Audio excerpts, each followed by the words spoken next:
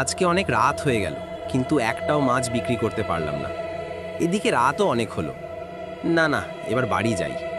হা হা হা, মাছের গন্ধে প্রাণটা জুড়িয়ে গেল, সাথে আবার মানুষের গন্ধ। ওফ, পেটটা কেমন ডাকছে।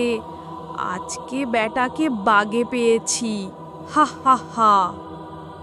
কে এই কি এইভাবে হাসছে? হ্যাঁ, আমাকে দেখা যায় না রে, আমি যে মানুষ নই। হা হা হা। তাহলে তুমি ভূত? হা হা হা, তুই ঠিকই ধরেছিস, আমি হলাম ভূত। ভূত?